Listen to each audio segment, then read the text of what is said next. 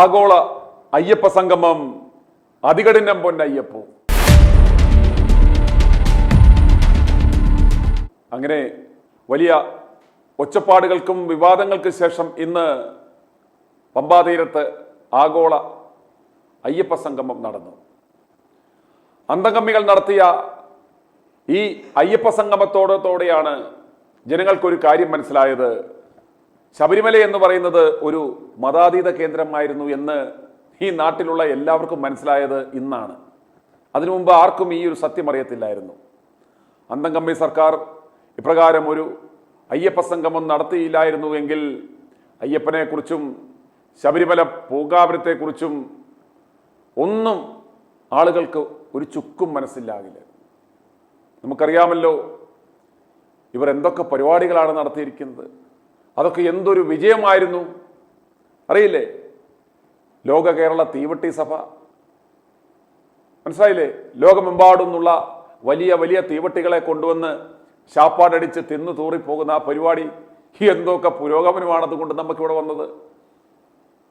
കഴിഞ്ഞ 10 കൊല്ലം കൊണ്ട് ഈ ലോക കേരള തീവട്ടി സഭ സമ്മേളിച്ചത് കൊണ്ട് മാത്രമാണ് നമ്മുടെ കേരളത്തിൽ ഇന്ന് കാണുന്ന ഈ പറയുന്ന സകലമാന വികസനങ്ങളും ഇൻവെസ്റ്റ്മെന്റും ഒക്കെ വന്നത്. അതിനുശേഷം നവചോരള യാത്ര ഓർക്കുന്നില്ലേ?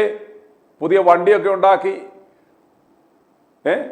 അപ്പിയിടാൻ പ്രത്യേക കക്കൂസും പെടലി ഉളുക്കികൾക്ക് തിരിയാതിരിക്കുവാനുള്ള പ്രത്യേക സീറ്റ് സംവിധാനവും ഒക്കെ വെച്ച് പ്രത്യേക ബെൻസ് വണ്ടിയിൽ അത്യാധുനിക സംവിധാനത്തോടെ സകല തീവട്ടികളും ഒരുമിച്ച് കാസർഗോഡ് മുതൽ കന്യാകുമാരി വരെ നവചോരള സദസ്സ് എന്തൊക്കെയായിരുന്നു. ആ സദസ്സിൽ തീവട്ടി സംഗമം, കെട്ടിപ്പിടുത്തം, ഉമ്മവെപ്പ്, പരാതി സ്വീകരിക്കൽ, ചെടിച്ചട്ടി കൊണ്ട് തലക്കടിക്കൽ, എന്തൊക്കെ കലാപരിപാടികളായിരുന്നു. അവസാനം എന്ത് സംഭവിച്ചു? എന്തൊക്കെ വികസനങ്ങൾ നമ്മുടെ നാട്ടിൽ സംഭവിച്ചു. അതിനുശേഷം ചോരളിയം, കോരള രാജാവിൻ്റെ കോരൻ വാഴും ദേശത്ത് ചോരളിയം, എന്തൊക്കെ പരിപാടിയായിരുന്നു.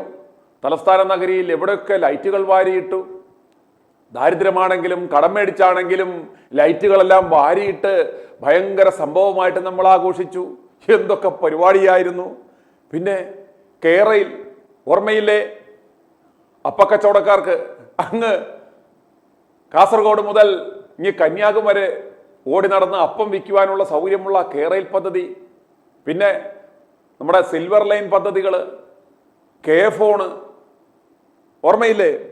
കേരയിൽ ശബരിമല പദ്ധതി, അതുപോലെ തന്നെ നമ്മുടെ ശബരിമല ഗ്രീൻഫീൽഡ് വിമാനത്താവളം.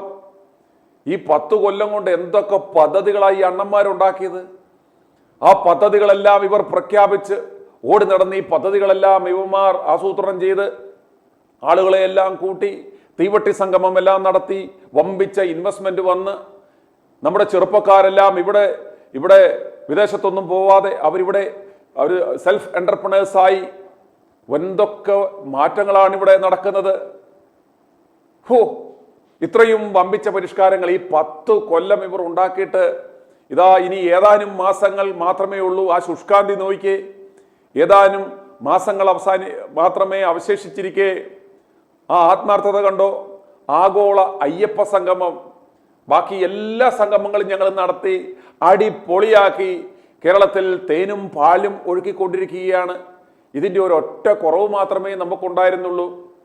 അയ്യപ്പസ്വാമിയുടെ ആ അനുഗ്രഹം, ആ പൂങ്കാവനത്തെ നമുക്കൊന്ന് അടിപൊളിയാക്കി. വരുന്ന അയ്യപ്പന്മാരിപ്പോൾ അറിയാമല്ലോ, പമ്പയിൽ തീട്ടക്കണ്ടിയൊക്കെ മാറ്റി മുങ്ങി കുളിച്ച് ആ വെയിലത്ത് നിൽക്കുവാൻ ഒരു ഷെഡ് പോലും ഇല്ലാതെ കയ്യിലിരിക്കുന്ന നിക്കറിനകത്ത് കൊണ്ടുവരുന്ന ആ പണമെല്ലാം വാരിയിട്ട് അയ്യപ്പസ്വാമിയെ വണങ്ങിപ്പോകുന്ന ആ അയ്യപ്പന്മാരുടെ ഉന്നതിക്ക് വേണ്ടി എന്തൊക്കെ പദ്ധതികളാണ് വരാൻ പോകുന്നത്. അയ്യപ്പന്മാർക്ക് വേണ്ടി റോപ്പ് വേ, നമ്മൾ പിന്നെ വലിയ വിമാനത്താവളം വരാൻ പോകുന്നു. അങ്ങനെ എന്തൊക്കെ ഞെട്ടിക്കുന്ന പദ്ധതികളാണ്. ഇനി വെറും 6 മാസമേ ഉള്ളൂ. ബാക്കി അറിയാമല്ലോ, നമ്മുടെ എല്ലാ പദ്ധതികളും നമ്മൾ പൂർത്തിയാക്കി സമയബന്ധിതമായിട്ട് നമ്മളെല്ലാം നടപ്പിലാക്കി കഴിഞ്ഞു. ഇനി അയ്യപ്പൻ്റെ ഈ പരിപാടി മാത്രമേ നമുക്കുണ്ടായിരുന്നുള്ളൂ. അങ്ങനെ നമ്മുടെ ആ അയ്യപ്പ സംഗമവും നമ്മൾ അതിമനോഹരമായിട്ട് നടത്തി കഴിഞ്ഞു. എന്തൊക്കെ പുകിലായിരുന്നു. നടത്തത്തില്ല എന്ന് പറഞ്ഞു. സുപ്രീം കോടതി വരെ പോയി. അങ്ങനെ കോടതി ഉത്തരവിട്ടു നടത്തിക്കൊള്ളാൻ. 7 കോടി രൂപ മുടക്കിയാണ് നമ്മൾ ഈ പരിപാടി നടത്തിയത്. 7 കോടി രൂപ. അതെല്ലാം സ്പോൺസർഷിപ്പിലൂടെ നമ്മൾ കണ്ടെത്തിയിട്ടുണ്ട്. 14,500 പേര് എന്ന് പറഞ്ഞു. പക്ഷേ തപ്പിപ്പറിക്കാൻ ഒരു കസേര മുഴുവൻ ഒഴിഞ്ഞു കിടക്കുകയായിരുന്നു. കള്ളപ്പണം കൊണ്ട് നമ്മുടെ മൊട്ടെ പണിക്കാരനായിട്ട് ഏൽപ്പിച്ചേക്കുന്നുണ്ട്. പൊട്ട രാവിലെ മുതൽ കാറി കൂവി, മരം കൊത്തി ചാനലുകൾ കാറി കൂവുകായിരുന്നു. എന്തൊരു സംഗമം! ദൈവമേ, കേരളം കണ്ടിട്ടില്ലാത്ത വിധത്തിലൊരു മുടിഞ്ഞ സംഗമമാണ് ഈ നടക്കാൻ പോകുന്നത് എന്നൊക്കെ പറയുമ്പോഴും ഈ പൊട്ടന്മാർ ആ ക്യാമറയൊന്നും മാറ്റി പോലുമില്ല. വെള്ള കസേരകളിൽ ആളില്ലാതെ നിരന്ന് കിടക്കുന്ന കസേരകൾ മൊത്തത്തിൽ തപ്പിൽ പെറുക്കിയാൽ ഒരു 10-600 പേർ. അതെന്ന് പറഞ്ഞാൽ അവിടെ വന്ന ഇത് എന്തൊക്കെയോ ഒച്ചയും ബഹളവും കേട്ടറിയാമല്ലോ. പമ്പാ തീരത്തൂടെ കാപറക്കി നടന്ന ആളുകളെല്ലാം കൂടെ ഇതെന്തുവാണ് സംഭവം എന്നറിയാൻ വന്നവന്മാരെ എല്ലാം പിടിച്ചതിനകത്ത് തള്ളിക്കയറ്റി. പിന്നെ നമുക്കറിയാം ടാഗൊക്കെ ഇട്ടിരിക്കുന്ന യുവമാർ ആ ടാഗെങ്കിലും ഊരിയിട്ടിട്ടിരിക്കുകയായിരുന്നെങ്കിൽ ദേവസ്വം ബോർഡ് ജീവനക്കാർ, അതുപോലെ തന്നെ ഇതുമായിട്ട് ബന്ധപ്പെട്ട ഇവന്റ് മാനേജ് ചെയ്യുന്നവർ, ഇൻഫ്രാസ്ട്രക്ചർ അറേഞ്ച് ചെയ്യുന്നവർ, ഇവരെല്ലാം കൂടെ തപ്പിപ്പുറക്കിയിട്ടും ഒരു 10-600 പേർ. എന്നിട്ട് അവകാശവാദമാണ്. വമ്പിച്ച മുടിഞ്ഞ വിജയമായിരുന്നു. ആൾക്കൂട്ടത്തിലല്ലത്രേ കാര്യം. ആൾക്കൂട്ടത്തിലൊന്നും ഒരു കാര്യവുമില്ല. ഇനിയും വരാൻ പോകുന്ന വികസനങ്ങൾ കണ്ട് നിങ്ങളുടെ കണ്ണ് തള്ളും. ആൾക്കാരൊന്നും എത്രയൊന്നും ഒന്നും നിങ്ങൾ വിലയിരുത്താൻ പാടില്ല. പിന്നെ വന്നത് ആരൊക്കെയാണ് വന്നത്? ഈഴവ സമുദായം വെറുക്കുന്ന കുളയട്ട, ഈഴവന്മാരുടെ രക്തം ഊറ്റി കുടിച്ച് വീർത്ത് കൊഴുത്തു വീർത്ത ഈഴവരുടെ അന്തകൻ എന്നറിയപ്പെടുന്ന വെള്ളാപ്പള്ളി നടേശൻ. ഇതൊരു ഈഴവ സംഗമമായിരുന്നോ, തീയ സംഗമമായിരുന്നോ, അതോ അയ്യപ്പ സംഗമമായിരുന്നോ എന്നാണ് ജനങ്ങൾ ചോദിക്കുന്നത്. മുഖ്യമന്ത്രിയുടെ ആ വാഹനത്തിൽ കയറി വന്നത് ആരാണ്? വെള്ളാപ്പള്ളി, സാക്ഷാൽ വെള്ളാപ്പള്ളി നടേശൻ. ആ വെള്ളാപ്പള്ളിയെ കാറിൽ കയറ്റി കൊണ്ടുവന്നതിന്റെ പ്രയോജനം മുഖ്യമന്ത്രിക്ക് കിട്ടി. എന്തൊക്കെയാണ് അയാൾ തള്ളിമറിച്ചത്? ഇതൊരു ഭയങ്കര സംഭവമാണ്. നാട്ടുകാർക്കറിയത്തില്ല. ഇദ്ദേഹം വലിയ ഭക്തനാണ്. വീട്ടിൽ എത്തിക്കഴിഞ്ഞാൽ, മുഖ്യമന്ത്രിയുടെ വസതിയിൽ എത്തിക്കഴിഞ്ഞാൽ അയ്യപ്പ വിഗ്രഹത്തിൽ വിളക്ക് കത്തിച്ച് മുട്ടിന്മേൽ നിന്ന് പ്രാർത്ഥിക്കുന്ന ഒരു ഭക്തൻ. ഭാഗവതം പാരായണം ചെയ്യാതെ ഒരൊറ്റ ദിവസം പോലും അദ്ദേഹം കിടന്നുറങ്ങത്തില്ല. ഭാഗവത പാരായണം ചെയ്യുന്ന ഭക്തൻ. അദ്ദേഹം ഭക്തി പുറത്ത് പ്രകടിപ്പിക്കത്തില്ല എന്നേ ഉള്ളൂ. മുടിഞ്ഞ വിശ്വാസിയാണെന്ന് വെള്ളാപ്പള്ളി നടേശൻ പ്രഖ്യാപിച്ചു. അതിലപ്പുറം എന്തു വേണം? അതുപോലെ അദ്ദേഹം വേറൊരു കാര്യം കൂടി പറഞ്ഞു. ഇനിയും ഒരു ഭരണം കിട്ടിയാൽ മുഖ്യമന്ത്രിയാകുവാൻ ഏറ്റവും യോഗ്യൻ മറ്റാരുമല്ല, സാക്ഷാൽ പിണറായി വിജയൻ മാത്രമാണ്. പിന്നെ അദ്ദേഹം മറ്റൊരു പരമാർത്ഥം കൂടി ലോകത്തോട് വിളിച്ചു പറഞ്ഞു. പ്രതിപക്ഷത്തിരിക്കുന്നവന്മാർ വെറും ഷണ്ടന്മാരാണ് എന്നും പറഞ്ഞു. അത് അദ്ദേഹം പറഞ്ഞതിൽ വാസ്തവമുണ്ടെന്ന് ജനങ്ങൾ കൈയടിച്ച് പറഞ്ഞു. ശരിയാണ്, അവന്മാർ ഷണ്ടന്മാരായതുകൊണ്ടാണല്ലോ ഇവന്മാർക്ക് ഇതുപോലത്തെ പരിപാടികൾ നടത്തുവാനും തീവട്ടിക്കൊള്ള നടത്തുവാനും എല്ലാം സാധിച്ചത്. പ്രതിപക്ഷ നേതാവിനെ പോലൊരു വരിയുടച്ച വണ്ടിക്കാള പ്രതിപക്ഷത്തിരിക്കുന്നത് കൊണ്ടാണല്ലോ ഇപ്രകാരം ഇവർക്ക് യാതൊരു തടസ്സവുമില്ലാതെ പരിപാടികൾ നടത്തുവാൻ സാധിക്കുന്നത്. ഇപ്രകാരം പരിപാടികൾ നടക്കുമ്പോൾ, ഖജനാവിലെ പണമെടുത്ത് ഇത്തരത്തിലുള്ള തീവട്ടി സംഗമങ്ങൾ നടത്തുമ്പോൾ ഇതിനൊക്കെ നല്ല പേരിട്ട് കൊടുക്കാൻ പ്രഭാവർമ്മയെ പോലെയുള്ള നല്ല തലയിൽ ആൾതാമസമുള്ളവരെ ഇവർ വെക്കുന്നു. എന്തൊക്കെ പേരുകളാണ്!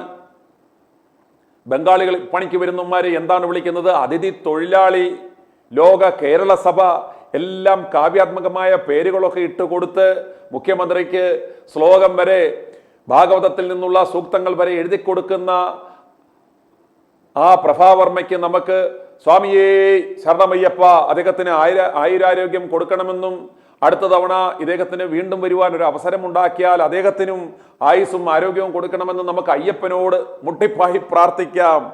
എന്തൊക്കെ ആയിരുന്നു ആഗോള അയ്യപ്പ സംഗമം! എന്തൊക്കെ പദ്ധതികളാണ് വരാൻ പോകുന്നത്!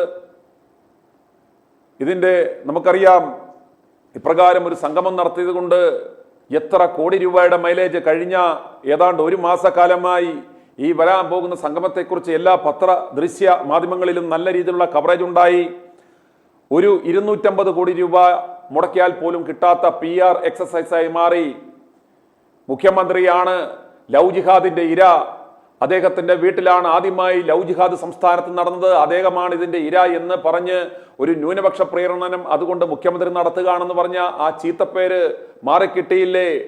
7 കോടി രൂപ വല്ലവന്റെയും പോയാൽ എന്താണ്? അപ്രകാരം ഒരു ചീത്തപ്പേര് മാറിക്കിട്ടിയില്ലേ?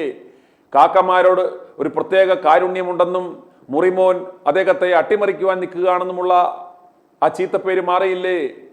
7 കോടി രൂപ വല്ല ആമ്പിള്ളാരും സ്പോൺസർഷിപ്പായിട്ട് കൊടുത്തത് കൊണ്ട് എന്തൊക്കെ നേട്ടങ്ങളാണ് ഉണ്ടായത്? അതുമാത്രമല്ല, വെള്ളാപ്പള്ളിയെ പോലെയുള്ള ഒരു തീവട്ടി വന്നു നിന്ന് തനിക്ക് എന്തൊക്കെയാണോ പറയാനുള്ളത്, ഈ വെള്ളാപ്പള്ളിയെ കൊണ്ട് പ്രതിപക്ഷത്തെ ഷണ്ടന്മാരെന്ന് വിളിപ്പിച്ചു. താനായിരിക്കും അടുത്ത മുഖ്യമന്ത്രി എന്ന് ഈ വെള്ളാപ്പള്ളിയെ കൊണ്ട് പറയിച്ചു. ആ അഴകുള്ളവനെ അപ്പ എന്ന് വിളിക്കുന്ന ആ പാരമ്പര്യമുള്ള ആ സ്വഭാവമുള്ള വെള്ളാപ്പള്ളി മുഖ്യന്റെ കൂടെ കാറിൽ കയറ്റി കൊണ്ടുപോയപ്പോൾ സകലതും മറന്ന് എന്തൊക്കെയാണ് വിളിച്ചു പറഞ്ഞിട്ട് പോയത്. ഇനി അപ്പോഴത്ത് കൊല്ലത്ത് എത്താറാകുമ്പോഴത്തേക്കും ഇയാൾ അതിനേക്കാളും നല്ല ഒരാളെ കണ്ടാൽ പിണറായിയുടെ തന്തയ്ക്ക് വിളിക്കുമെന്നതിൽ യാതൊരു സംശയവുമില്ല. എന്നാലും ഉദ്ദിഷ്ടകാര്യത്തിന് ഉപകരണ സ്മരണ എന്ന് പറയുന്നത് പോലെ അദ്ദേഹത്തെ അല്പദൂരം 1-ാം നമ്പർ കാറിൽ കയറ്റി കൊണ്ടുപോയത് കൊണ്ട് യാതൊരു നഷ്ടവും പിണറായിക്കുണ്ടായില്ല. ഇത് കണ്ട് ഈ വെള്ളാപ്പള്ളിയെ ചുമക്കുന്നത് കണ്ട് ഇവിടുത്തെ നായന്മാർക്കും ഇവിടുത്തെ ബ്രാഹ്മണന്മാർക്കും ലോകക്ഷേമ സഭക്കാർക്കുമൊക്കെ ചെറിയ ചൊറിച്ചിലുണ്ടാവും. അതെല്ലാം നോട്ടയുടെ രൂപത്തിലോ കോൺഗ്രസ്സുകാരന്മാർക്കുള്ള വോട്ടിന്റെ രൂപത്തിലോ മാറാം. എന്നാലും കുഴപ്പമില്ല. ഇവിടെ ഭൂരിപക്ഷം വരുന്ന 10-26% തീയന്മാരുടെ എല്ലാം വോട്ട് വെള്ളാപ്പള്ളിയുടെ ആ നിറഞ്ഞ വയറിനകത്തും ആ വലിയ പോക്കറ്റിലുമാണെന്ന് ഇപ്പോഴും നമ്മുടെ മുഖ്യമന്ത്രി തെറ്റിദ്ധരിക്കുന്നു. വെള്ളാപ്പള്ളി എന്ന് പറയുന്ന കുളയട്ട പറഞ്ഞു കഴിഞ്ഞാൽ മെയിൻ സ്വിച്ച് ഇട്ട പോലെ ഈഴവ സമുദായം ചലിക്കും അല്ലെങ്കിൽ ചലിക്കത്തില്ല എന്നാണ് ഇദ്ദേഹത്തിന്റെ ഇപ്പോഴത്തെ ധാരണ. ഈ വെള്ളാപ്പള്ളി പറഞ്ഞാൽ അവന്റെ മകൻ പോലും തുഷാർ പോലും മുണ്ടുപൊക്കി കാണിക്കും എന്ന് യാഥാർത്ഥ്യം അദ്ദേഹത്തിന് അറിയില്ലേ എന്ന് എനിക്കറിയില്ല. എന്തായാലും ലോക കേരള തീവട്ടി സഭയ്ക്ക് ശേഷം ഇന്നിതാ ആഗോള അയ്യപ്പ സംഗമം നടത്തുകയാണ്. എൻ്റെ പൊന്നയ്യപ്പ, നീ ഇതൊന്നും കാണുന്നില്ലേ? അയ്യപ്പ വിശ്വാസികൾ ചോദിക്കുന്നതാണ്, ഞാൻ ചോദിക്കുന്നതല്ല. അയ്യപ്പ വിശ്വാസികൾക്ക് അയ്യപ്പനോടുള്ള വിശ്വാസം കുറയുവാനുള്ള കാരണം ഈ സംഗമം നിമിത്തം ഈ തീവട്ടികൾ അയ്യപ്പ സംഗമം നടത്തിയത് കൊണ്ട് അയ്യപ്പനിൽ വിശ്വസിക്കുന്ന അയ്യപ്പനെ സ്നേഹിക്കുന്ന വിശ്വാസികൾക്ക് ദൈവവിശ്വാസം തന്നെ ഒരുപക്ഷെ നഷ്ടപ്പെടാൻ സാധ്യതയുണ്ട്. കാരണം അയ്യപ്പന്റെ അരിഞ്ഞാണം വരെ അടിച്ചുകൊണ്ട് പോയ ഈ മോന്മാരാണ്, ഏതാണ്ട് 4.5 കിലോ സ്വർണം അടിച്ചു മാറ്റിയ ഈ മോന്മാരാണ് ഇവിടെ ഈ ആഗോള അയ്യപ്പ സംഗമം നടത്തിയത് എന്നോർക്കണം. അതുപോലെ സന്നിധാനത്തിൽ ആചാരങ്ങൾ ലംഘിച്ചുകൊണ്ട് ഇവിടുത്തെ കാവടിയാട്ടങ്ങളെ, ഇവിടുത്തെ ടമാർ പടാറുകളെ കാശ് കൊടുത്ത് ഭൂലോക നമ്മുടെ കക്ഷികളെയൊക്കെ പോലീസ് അകമ്പടിയോടെ ശബരിമല സന്നിധാനത്തിൽ എത്തിച്ച് ആ 18-ാം പടി ചവിട്ടിക്കുവാൻ ശ്രമിച്ച ഈ മോന്മാരാണ് ആഗോള അയ്യപ്പ സംഗമം നടത്തുവാൻ നടത്തിയത് എന്ന് പറയുമ്പോൾ ഈ വിശ്വാസികളുടെ വിശ്വാസം എവിടെ പോകും എന്ന് നിങ്ങൾ ആലോചിക്കുക. അതുപോലെ യാതൊരു ദൈവവിശ്വാസവുമില്ല, ദൈവമുണ്ടെന്ന് വിശ്വസിക്കാത്ത ഇവന്മാർ, ഈ കമ്മ്യൂണിസ്റ്റുകാരന്മാർ ആഗോള അയ്യപ്പ സംഗമം നടത്തി അയ്യപ്പ വിഗ്രഹവും മേടിച്ച് അയ്യപ്പന്റെ മുന്നിൽ തിരികെയും കൊളുത്തി കുനിഞ്ഞിന്ന് വണങ്ങുന്ന ഇവന്മാരെ നമ്മൾ എന്ത് പേരിലാണ് പച്ച മലയാളത്തിൽ വിളിക്കാൻ പറ്റുക? ആ പച്ച വാക്ക് ഇപ്രകാരം ഒരു പ്ലാറ്റ്ഫോമിലൂടെ വിളിച്ചു പറഞ്ഞു കഴിഞ്ഞാൽ അത് കമ്മ്യൂണിറ്റി ഗൈഡൻസ് വയലേഷൻ ആകുമെന്നതിനാൽ ആ പച്ചയായ മലയാള പദം ഞാൻ ഉദ്ദേശിക്കുന്നില്ല. ആ പേര് അറിയാവുന്നവർക്ക് ഈ വീഡിയോയുടെ താഴെ കമന്റ് ആവുന്നതാണ്. ഇവന്മാർക്ക് അങ്ങനെയെങ്കിലും ആ പേര് മനസ്സിലാവട്ടെ, ഒരു ബോധമുണ്ടാവട്ടെ, അത് വായിച്ച് ഒരു ഉളുപ്പുണ്ടാവട്ടെ. വെള്ളാപ്പള്ളി പറഞ്ഞതുപോലെ വെള്ളാപ്പള്ളി അവിടെ പറഞ്ഞ ഒരു കാര്യത്തിൽ മാത്രമേ എനിക്ക് യോജിപ്പുള്ളൂ. ഈ പ്രതിപക്ഷം എന്ന് പറയുന്ന ഈ ഷണ്ടന്മാർ, ഇവന്മാർ ഇതെല്ലാം കണ്ട് നിർനിമേഷനായി നിൽക്കുകയാണ്. എന്നാ പുട്ടാണ് സംഭവിക്കുന്നതെന്ന് ഇവന്മാർക്ക് ഒരു പൊടിയും കിട്ടുന്നില്ല, എന്നാ ചെയ്യണമെന്നും അറിയത്തില്ല. അവന്മാർ അയ്യപ്പനോട് പറ്റാവുന്ന രീതിയിലൊക്കെ പ്രാർത്ഥിക്കുന്നുണ്ട്, പക്ഷേ ഒന്നും നടക്കുന്നില്ല. അയ്യപ്പനും ഈ തീവട്ടികളുടെ കൂടെ ചേർന്നോ എന്നതാണ് എൻ്റെ സംശയം. അതുകൊണ്ടാണ് വിശ്വാസികളുടെ വിശ്വാസം ഒരുപക്ഷെ നഷ്ടപ്പെട്ടു പോകാമെന്ന് ഞാൻ പറയുന്നത്. അതിലെല്ലാം വലിയ തമാശ, ഇന്ന് രാവിലെ മുതൽ നമ്മുടെ മുട്ടൽ മരമുറി കൊള്ളക്കാരന്മാരുടെ ഇവന്മാരുടെ കള്ളപ്പണം കൊണ്ട് ഇവന്മാരെ വൈറ്റ് വാഷ് ചെയ്യുവാൻ വേണ്ടി പണിക്കിരുത്തിയേക്കുന്ന മാധ്യമ വ്യഭിചാരശാലയിലെ തൊഴിലാളികളായ ഇവന്മാർ രാവിലെ മുതൽ മെനക്കെട്ട് ഇതിനെ വെളുപ്പിക്കുവാനും ഇതിൻ്റെ കണക്കുകൾ പെരുപ്പിച്ച് കാണിക്കുവാനുമുള്ള ആ പണി എത്ര വൃത്തിയായിട്ട് ചെയ്യുന്നു. നമ്മുടെ ആ പഴയ കനറേഷ് കുമാർ ഉണ്ടല്ലോ, നികേഷ് കുമാർ, പ്രമുഖ മാധ്യമ വ്യഭിചാരി, അധികം കാണിച്ചതിലും ആത്മാർത്ഥതയാണ് നമ്മുടെ മൊട്ട അരുൺ കാണിക്കുന്നത്. അതുകൊണ്ട് മിനിമം ഇവന് വരുന്ന നിയമസഭാ തിരഞ്ഞെടുപ്പിൽ ഇവൻ എവിടെയെങ്കിലും ഒരു തോറ്റുപോകാൻ സാധ്യതയുള്ളതെങ്കിലും ഒരു സീറ്റ് കൊടുക്കണം.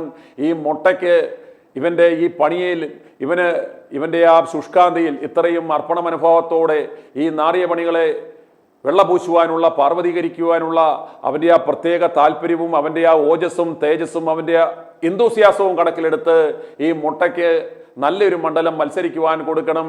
ഇവനെയും നിങ്ങളുടെ ആ മറ്റേ ഉടായ്പുണ്ടല്ലോ, രാജ്യസഭയിലേക്ക് കൊണ്ടുപോയ ആ ബ്രിട്ടാനിക്കായ്ക്ക് കൊടുത്തതുപോലെ അറ്റ്ലീസ്റ്റ് മിനിമം രാജ്യസഭ ഒരു അംഗത്വമെങ്കിലും ഇവന് നടക്കണം. അത്രയ്ക്ക് മിടുക്കനായ രീതിയിലാണ് ഇതിനെല്ലാം വെളുപ്പിക്കുന്നത്. അവൻ ആ കണക്കുകളൊക്കെ നിരത്തുന്നത് കേൾക്കണം. എൻ്റെ ദൈവമേ, പെറ്റ തള്ള സഹിക്കത്തില്ല. എന്തൊക്കെ വിടുവായാണ് അവൻ അടിക്കുന്നത്. ഒരു മാധ്യമ വ്യഭിചാരിയാണെന്ന് ആർക്കും തോന്നാത്ത വിധത്തിൽ എന്തൊക്കെ തരത്തിലുള്ള പോക്രിത്തരങ്ങളാണ് എൻ്റെ പൊന്നയ്യപ്പ ഇവൻ വിളിച്ചു പറയുന്നത്. പച്ചക്കള്ളങ്ങൾ, കണക്കുകൾ പെരുപ്പിച്ചു കാണിക്കുന്നു. അതുപോലെ തന്നെ എന്തൊക്കെയോ കള്ളത്തരങ്ങൾ പൊളിഞ്ഞു വീണു എന്ന് ഇവൻ അവകാശപ്പെടുന്നു. ആരുടെ കള്ളത്തരങ്ങൾ? ആർക്കായിരുന്നു അവകാശവാദമുള്ളത്? ഇവന്മാർ ഏത് ഇവന്റുകളാണ് നടത്തി അതൊരു ഫ്രൂട്ട്ഫുള്ളാക്കി സംസ്ഥാനത്തിന് പ്രയോജനമുള്ളതാക്കി തീർത്തിരിക്കുന്നത്? ഇവൻ്റെ ആ നാക്ക്, ഇവൻ്റെ ആ നാവാട്ടത്തിന് ഉപയോഗിക്കുന്ന ആ വാടകയ്ക്കെടുത്ത നാവ്, ഏതായാലും കള്ളപ്പണക്കാരന്മാരെ, മുട്ടിൽ മരമറി കൊള്ളക്കാരന്മാരെ, ഇവൻ നിങ്ങൾക്ക് വർത്താണ്. ഇവനെ യാതൊരു കാരണവശാലും മറ്റൊരാൾക്ക് വാടകയ്ക്ക് കൊടുക്കരുത്. ഇതുപോലൊരു മാധ്യമവേശിയെ എത്ര പൈസ കൊടുത്താലും നിങ്ങൾക്ക് കിട്ടത്തില്ല. അതുകൊണ്ട് ഇവന് പറഞ്ഞു കൊടുക്കുന്ന, അടിച്ചു കൊടുക്കുന്ന സ്ക്രിപ്റ്റ് യാതൊരു ഉളുപ്പുമില്ലാതെ നിന്ന് നല്ല തൊലിക്കട്ടിയോടെ പ്രസന്റ് ചെയ്യുവാൻ കഴിവുള്ള ഈ മുട്ടയെ നിങ്ങൾ യാതൊരു കാരണവശാലും വിട്ടുകളയരുത്. ആഗോള അയ്യപ്പ സംഗമത്തിൽ അവസാനം എന്നാ പോട്ടുണ്ടായി എന്ന് മാത്രം ദയവായി നിങ്ങൾ ആരും ചോദിക്കരുത്. അതിന് 18-അംഗ കമ്മിറ്റി ഉണ്ടാക്കിയിട്ടുണ്ട്.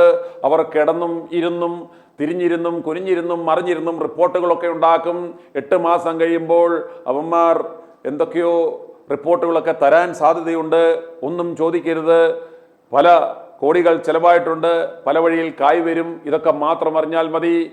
അയ്യപ്പൻ നിങ്ങൾക്ക് ചോദിക്കാതിരുന്നാൽ എല്ലാത്തരം അനുഗ്രഹങ്ങളും തരും. ഇതെല്ലാം അയ്യപ്പൻ്റെ കാരുണ്യം കൊണ്ട് നടക്കുന്ന പരിപാടികളാണ്.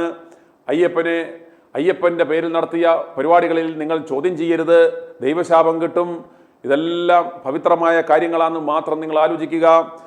ഇപ്രകാരം ഈ അവസാന നിമിഷമെങ്കിലും ഇനി ഇറങ്ങിപ്പോകുന്നതിന് ഏതാനും മാസങ്ങളെ അവശേഷിക്കുന്നുള്ളൂ എങ്കിലും ഇതുപോലൊരു മുടിഞ്ഞ സംഗമം നടത്തിയ ഈ തീവട്ടി സർക്കാരിന് എന്തൊക്കെ പരിപാടികളാണ് നമുക്കറിയാമല്ലോ. ഞാൻ ആദ്യമത്തെ പറഞ്ഞ പോലെ തന്നെ എല്ലാ തീവട്ടി സഭകളും എല്ലാ പരിപാടികളും നല്ല മംഗളമായി നടത്തി സംസ്ഥാനത്തിന് വമ്പിച്ച നേട്ടമുണ്ടാക്കിയ ഇവന്മാരുടെ ഈ അയ്യപ്പ സംഗമം കൊണ്ടും വമ്പിച്ച നേട്ടം കേരളത്തിനുണ്ടാകും. അതിലെല്ലാം ഉപരി അയ്യപ്പൻ്റെ കരുണയും കടാക്ഷമുണ്ടാകും. എന്നാലും നാണം കെട്ടവന്മാരെ, അയ്യപ്പൻ്റെ ആ അരിഞ്ഞാണം അടിച്ചുകൊണ്ടുപോയന്മാരെ, ദയവായി തിരികെ കൊണ്ടുവെക്കുക. പാവപ്പെട്ട അയ്യപ്പൻ്റെ അംശവസ്ത്രം പോലും അടിച്ചു കൊണ്ടുപോകുന്ന നീയൊക്കെ എന്ത് മനുഷ്യനാണോ എന്ന് മാത്രം ഞാൻ പറഞ്ഞുകൊണ്ട് ഇന്നത്തെ ഈ ലൈവ് അവസാനിപ്പിക്കുകയാണ്. അയ്യപ്പൻ്റെ അനുഗ്രഹം കൊണ്ട്, അയ്യപ്പൻ്റെ കടാക്ഷമുണ്ടെങ്കിൽ നമുക്ക് വീണ്ടും നാളെ കണ്ടുമുട്ടാം. Goodbye. i2i News, an eye for truth. i2i News subscribe ചെയ്തിട്ടില്ലാത്തവർ ഇപ്പോൾ തന്നെ സബ്സ്ക്രൈബ് ചെയ്യുക. നോട്ടിഫിക്കേഷൻ ലഭിക്കുവാൻ ബെൽ ബട്ടണും അമർത്തുക.